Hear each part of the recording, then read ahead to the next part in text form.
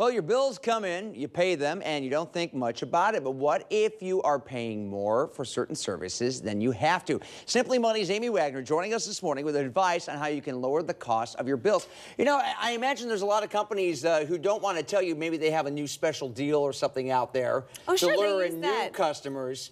They just keep charging you what they've always had. And that's why, if you're a smart consumer, you're keeping an eye on those. There's a new survey out that estimates that Americans could save $50 billion a year by just haggling over bills. So each of us could be saving hundreds, if not thousands of dollars a year, but you've got to be smart about how you do this. For instance, right now, cell phones. Cell phone providers are in this huge price war with each other, trying to get more customers in. So now's a great time, actually, to call your cell phone provider and see if they can do a better deal. Is this only like when your contract is up or like if I'm in the middle of a contract? Anytime throughout. But you got to do your research. So let's talk about which bills you can haggle over first, because I love to negotiate. Your cable, your satellite, landlines if you still have it. Now, how do you do the cable? Because I've tried the cable thing. Oh, well, everybody always says, and they go, okay.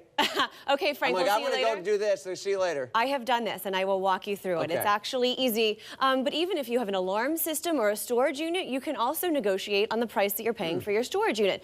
So here's what you have to do. You have to do your research first. So that's it. You can't just call if it's the cable company for you, Frank, you can't just call and say, I'm leaving. You've got to do your research and figure out what the competition is offering. Got it. Figure out what those deals that they are pulling, those promotional deals to pull new clients, new customers in. So say, you know, company A is offering this. Absolutely. I'm going to go with them unless you're, okay. And now you just moved into a new neighborhood. Ask your neighbors what they use and what prices they're paying. That's a good way. So then you call that company armed with that information. You've checked with your neighbors, you know what the other deals are, you know what the competition is offering, because then they know you're serious, that you might leave them.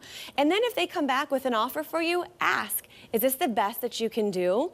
Because sometimes someone can do even better than that. Yeah, so don't hesitate to do that. But the key is, you've got to be nice. I just saw some information that 50% of you kind of lose your temper when you're on these customer service calls, and they're not going to help you in that situation. So you've got to hold it together, be nice, be prepared, but in a lot of times you will be able to save over the course of, a year. Now, another thing you've got to ask, if you do get a better deal, ask when it expires, because sometimes these promotional deals are for 3 months, 6 months, just a year. And they might automatically renew you into a new price at a much higher notifying rate. you. Absolutely. So mark it on your calendar, figure out when that expires. But you got to put a little research in, a little time. But I'm telling you, you could save yourself hundreds, if not thousands.